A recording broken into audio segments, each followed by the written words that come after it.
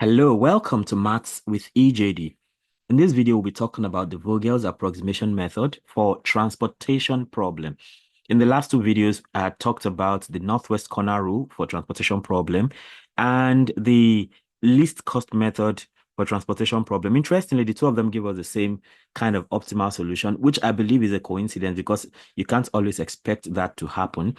But another interesting thing is that the optimal transportation cost, which is what we're seeking to minimize, is actually was that for those two methods were actually different from what we got when we used Python to solve the problem, which is like the absolutely optimal solution. So for the Vogel's approximation method, let's see what the kind of answer it gives us. Let's see if it aligns with the northwest corner rule, the least cost method, or it aligns with the original optimal solution we got using Python, or it's something else. So let's go for this. Vogel's approximation method. So the Vogel's approximation method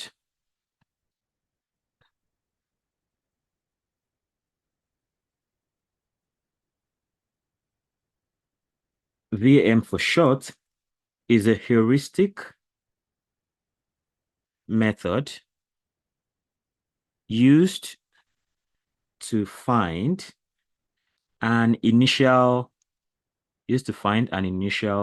feasible solution for a transportation problem. So just like Northwest Corner rule and least cost method for a transportation problem. So they only give initial feasible solution, initial feasible solution. That means that the solution you get there may be optimal and it may not be optimal. But but it is a step towards the optimal solution if it is not already optimal. Okay. What does Vogel's approximation do? It simply prioritizes allocations, prioritizes allocations to minimize cost by focusing on penalty values. So in this case, we're talking about penalty. So we have penalty values, and these penalty values are actually differences between the two differences between the two smallest costs, the two smallest costs in each row and each column. Okay. For the least cost method, right, we're looking for the least cost globally, like the least cost everywhere in the system to assign values to, right? So here we are looking for each row and each column. We are looking at the penalty, which are the differences between the two smallest costs in each row and column. Okay. So that's what Vogel's approximation method is about. So the next thing, let's look at the steps. The steps in Vogel's approximation method, can call it that. So the first step would be to calculate penalty values. That's the key thing about Vogel's approximation method. Calculate penalty values. So remember, in Northwest Corner rule, it is all about direction. You start from the top left corner, and then you keep moving right or left, depending on whether you satisfy supplies or demands. And for the least cost method, you start from the cheapest and start moving until you have met all demands. So here you calculate penalty values. And what that simply means is that for each row and column,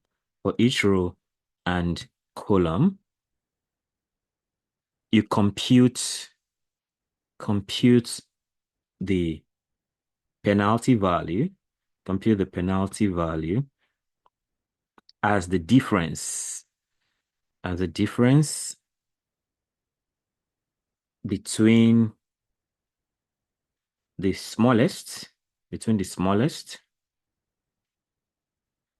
and the second smallest costs,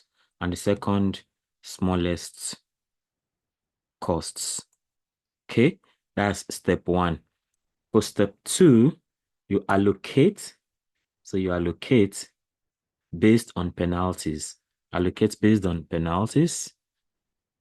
So you calculate penalties so you can know where to allocate supplies.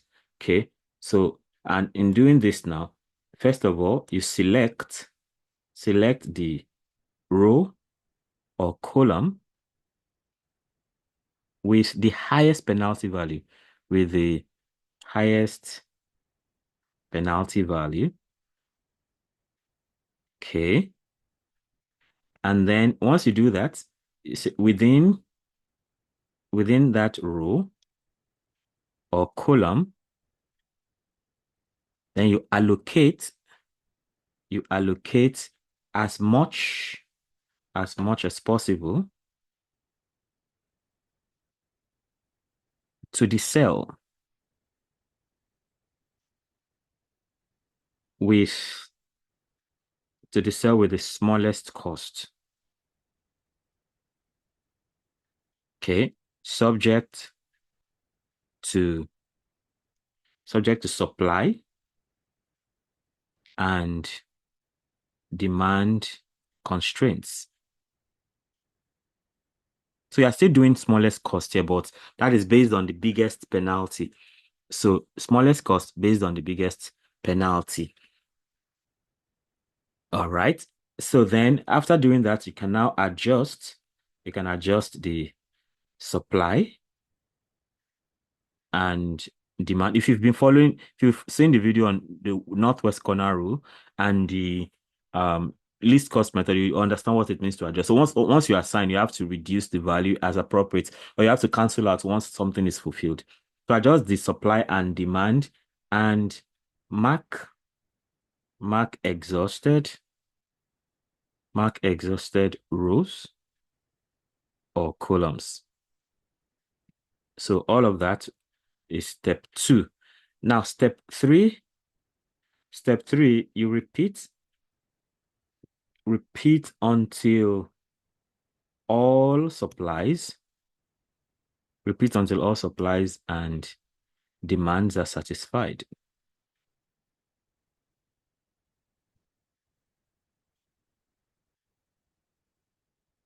Okay. So in that case now, you recalculate penalties, excluding exhausted rows or columns. So any row that is exhausted, you get rid of it, excluding exhausted rows or columns. Then you then continue allocating based on penalties. Okay. And lastly, you compute the total cost. That's the last thing we do because our aim is to find the least cost possible. So compute the total cost. So here now, that's basically by multiplying. So you the allocations, multiply the allocations, multiply the allocations by their respective costs and sum up the results pretty much. So that goes. Then let's take an example like we've always been doing. So we want to solve the same problem I solved using the linear programming, using Python, then Northwest Corner rule, least cost method. That's the same problem I want to solve it so that it will be easy to compare the results. So let's go for the example. As usual, we have three suppliers, supplier one, supplier two, and supplier three. And then we have three consumers, consumer one, consumer two, and consumer three. And of course, we have this. So we have this, okay. Should I do, okay, let me just do this first. Okay. And we have the cost, right? To transport from supplier one to to consumer one, it costs one product costs $8. So supplier one to consumer two, that's $6. Supplier one to consumer three, that is $10. Supplier two to consumer one, that's $9. Supplier two to consumer two, that's $7. Supplier two to consumer three, that is $4. Supplier three to consumer one, that's $3 for one to ship one product. That is supplier three to consumer two, that's $4. Supplier three to consumer three is $2. And now let's talk about the supply. So from supplier one, there are 100 products to supply. Supplier two, 150 products to supply. Supplier three, 120 products to supply. And then talking about the demand side of things now, consumer one needs 80 products. Consumer two needs 140 products. Consumer three needs 150 products. So that's what we have. And of course, as usual, our goal is assign products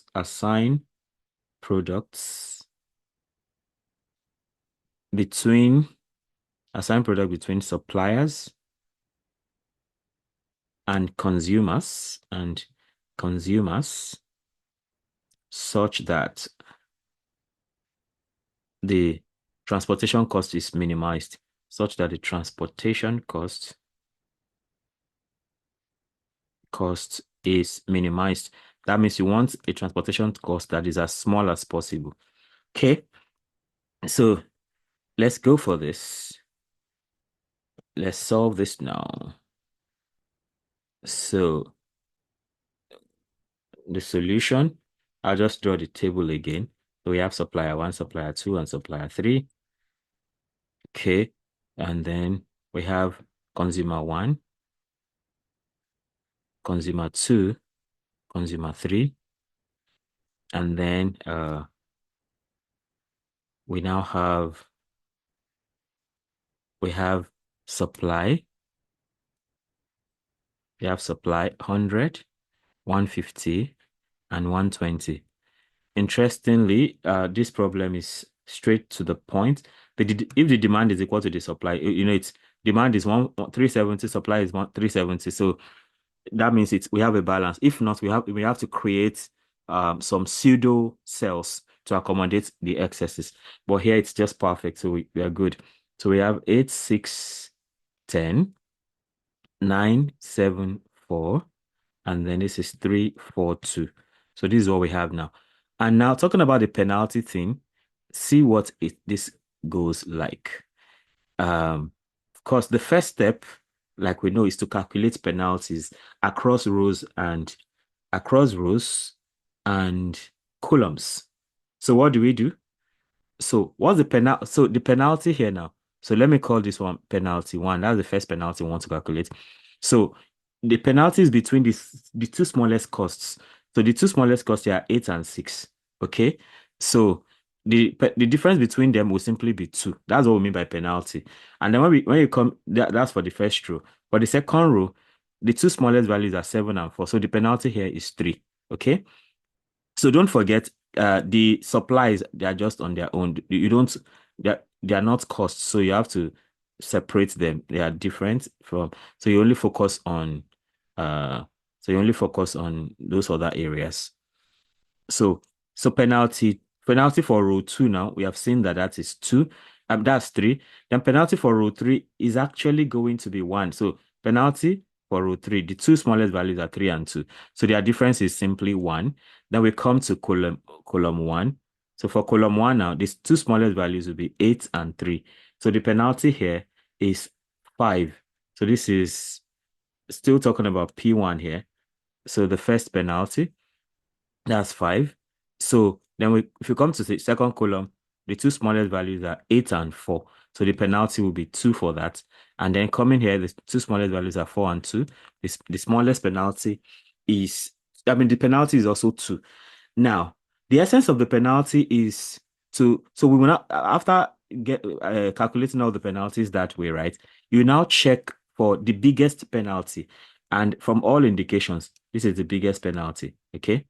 So since this is the biggest penalty, then it means that your focus is going to be on the row on the column rather, since it's for the column, so you look around, right? So if you look at 231 here, it's 522.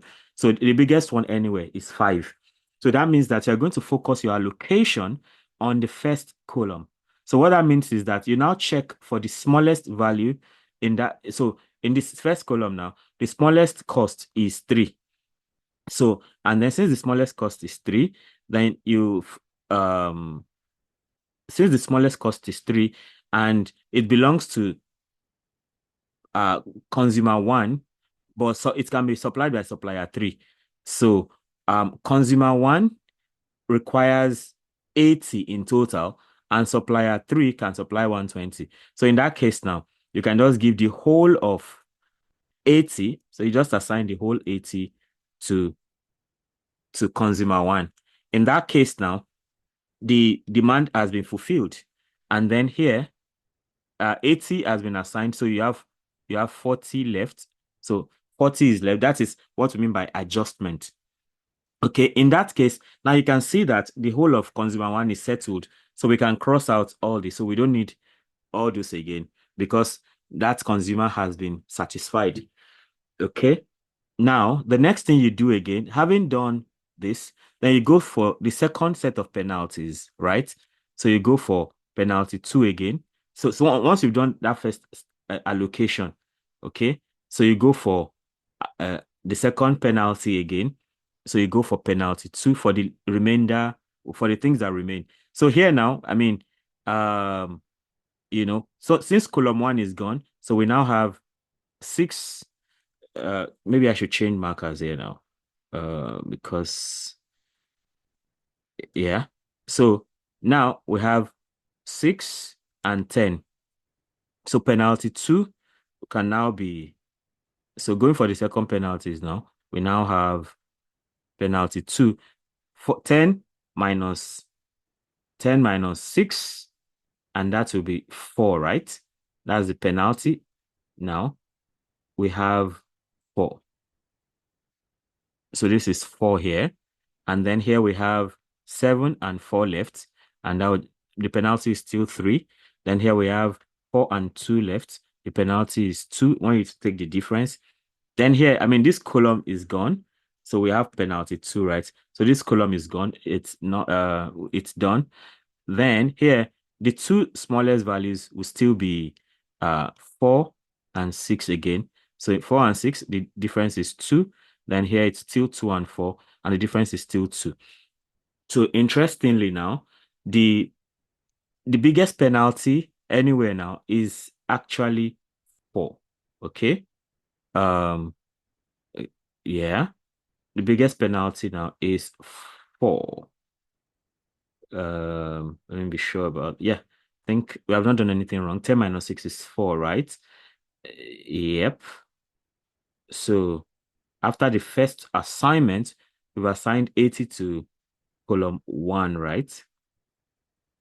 So now we have, yeah, the biggest penalty is 4 from anywhere we look at. The biggest penalty is 4. Yes, that's all we have. I was just trying to be very sure nothing is wrong.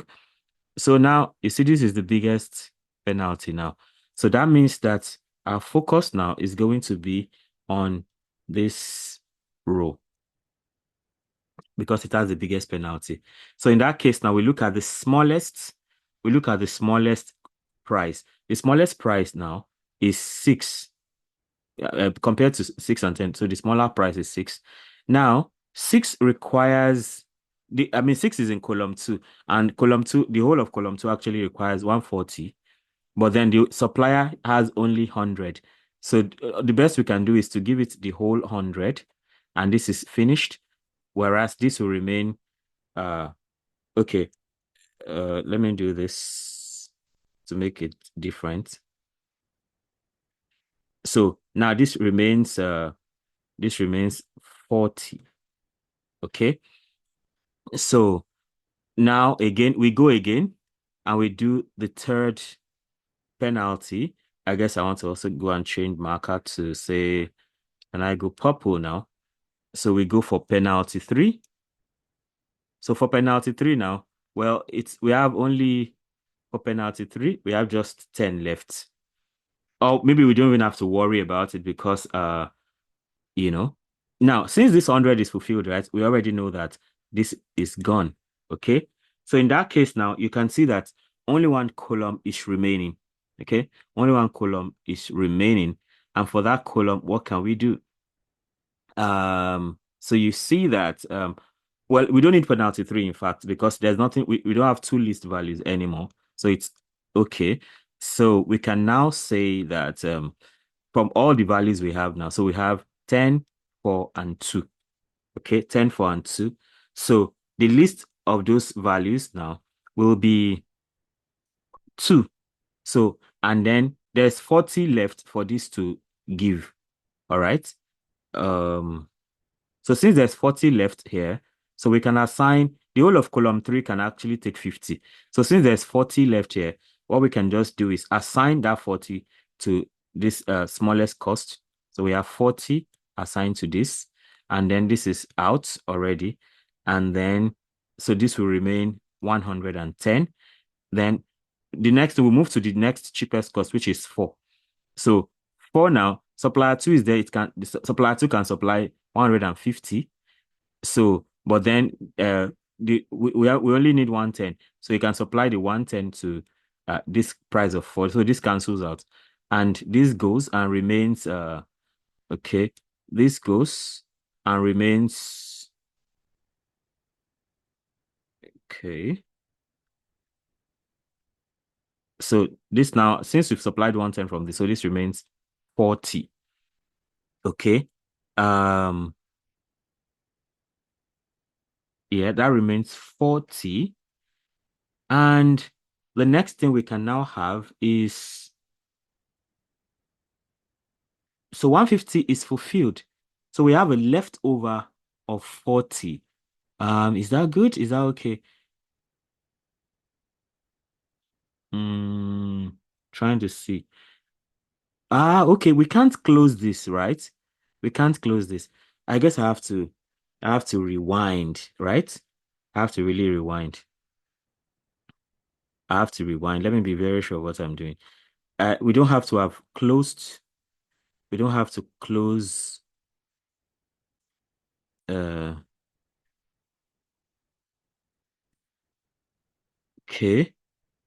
So from the second allocation, right? Yeah. When we calculated the second penalty, so that's 4 here. So this takes 100. So since that takes 100, then okay, yeah, we can only cross out. So we can only cross out this now. Okay. We can, since that has been assigned, consumer 2 is not yet satisfied because we still have, it still requires 40, so we cannot close all that up. So I think that's a mistake I had made. So we can only cross the row, not the column, sorry. So yeah, it means we can still calculate penalty 3, sorry. That's a mistake on my part, sorry for that. So penalty 3 now. So here dash because there's nothing remaining, but the penalty here is 7 minus 4 automatically. That'll be 3 again. And then we have 4 minus 2, and we still have 2. Then we come here again for penalty 3. So penalty 3 dash here gone. Then here we have 7 minus 4. This is 3. Um, so since that is 3, then we go 4 minus 2. That is still 2. So you can see there are two cases where we have, so we have 3 here. So we have two, sorry, we have two big penalties. So when you have this kind of situation, right? Interestingly, anyone you choose still works. So whether you go 7-4 down or 7-4 up. So well, that is resemble some kind of degeneracy to me, but whatever. So let's choose. We can choose anyone, right? We can choose anyone. So I think in this case I want to choose for the sake of convenience. I'll just choose this for the sake of convenience. So I'll choose this. Okay.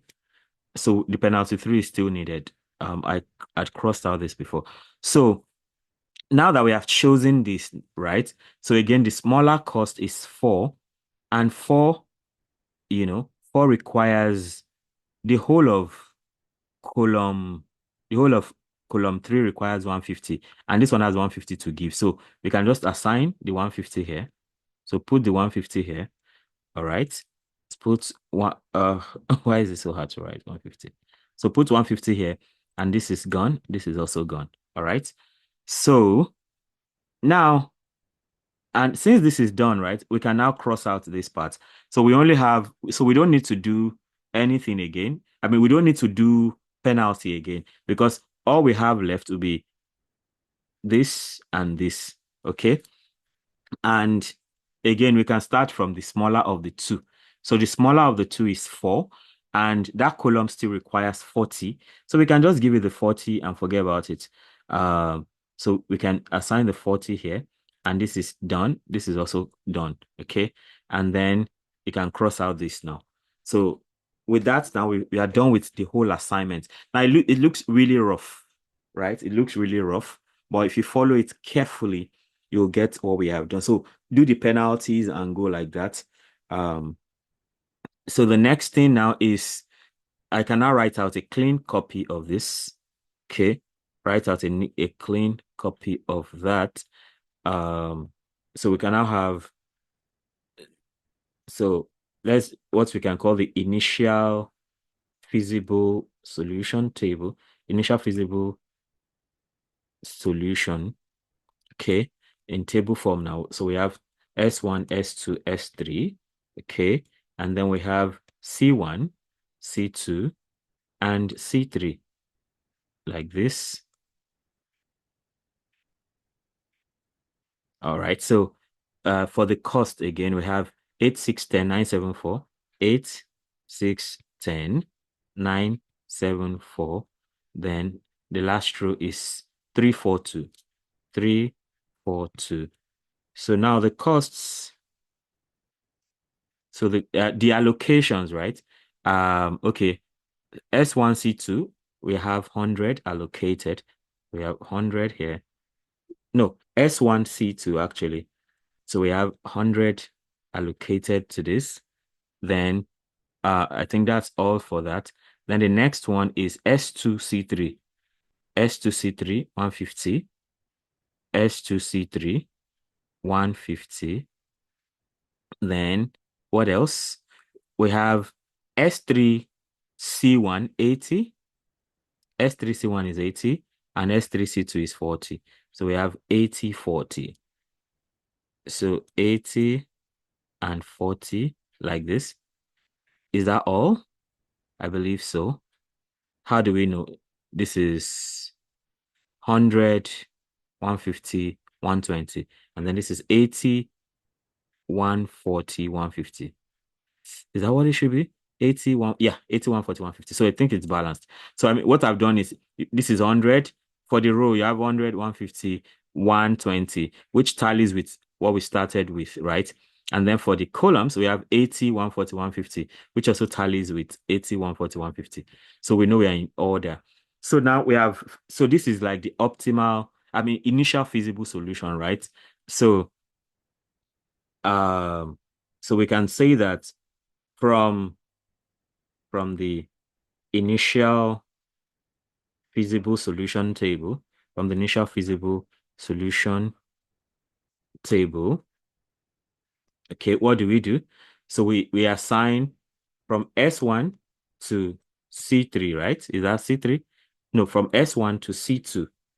From S1 to C2, we allocate 100 products, allocate 100 products, okay?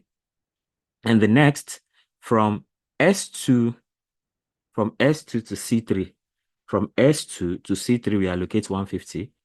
S2 to C3, we allocate 150 products.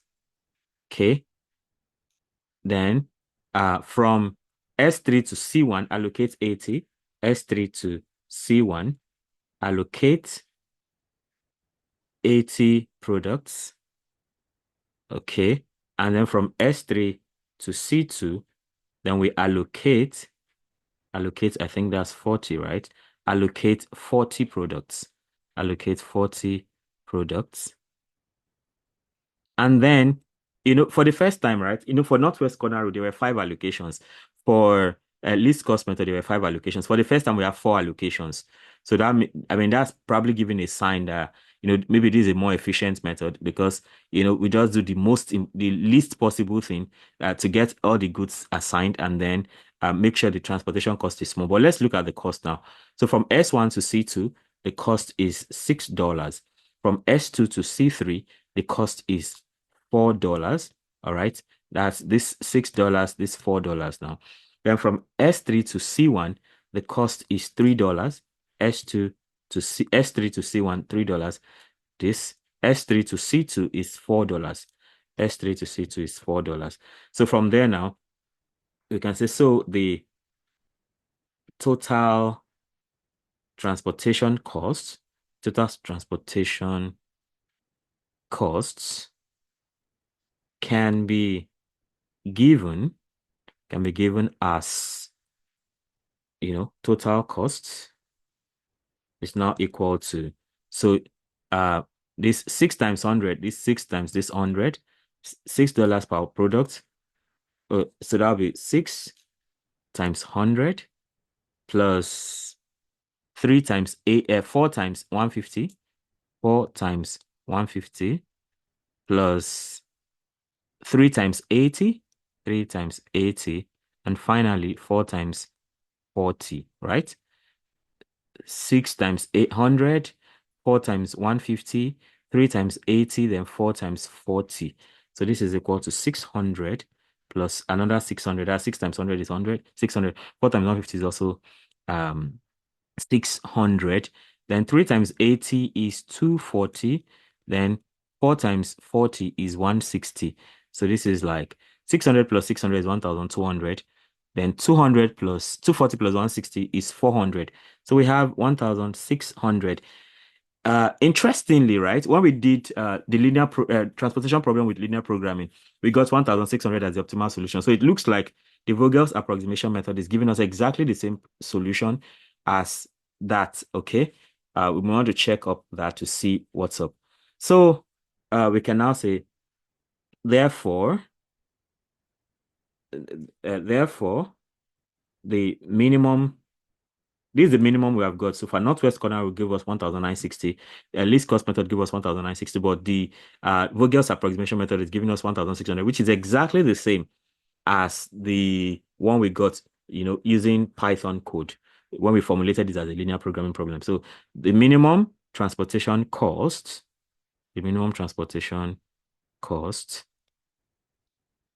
is $1,600. Okay. So in case you did not know what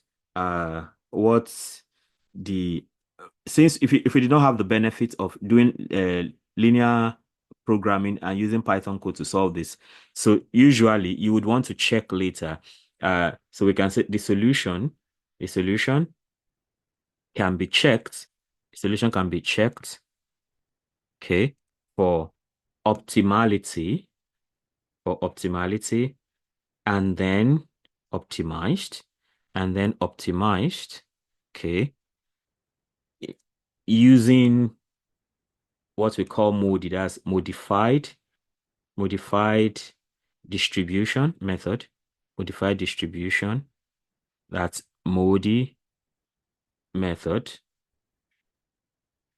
or MODI method, or what you can call the stepping, or another method called the stepping stone method. Okay. So in the next 2 videos, I'll be dealing with modified distribution and stepping stone method. So what I'm going to do in that case is I'll take, okay, well, I mean, because we have the benefit of having used Python to solve this, and we saw that we got 1,600, like the solution is exactly about the same, like what we have here. So I will take the, thankfully, Northwest Corner and least cost method give us this exactly the same solution with the same total transportation cost. So we can take their optimal solution and we apply the modified distribution method on it to make a video, and then we apply stepping stone method to make another video. to now see how we can get optimal solutions, which is most likely this 1,600 and all this 100, 150, 80, and 40 allocation from those suppliers to the consumers. So, I mean, it's such an interesting one. Here can be a bit confusing. So watch out and follow it carefully.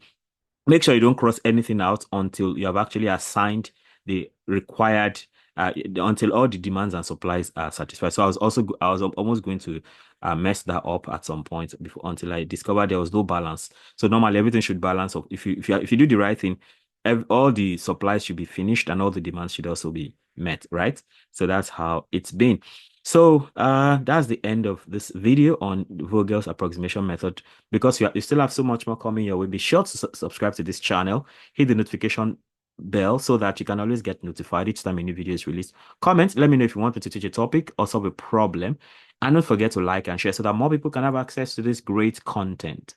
All right. Till I come your way, keep optimizing. Bye.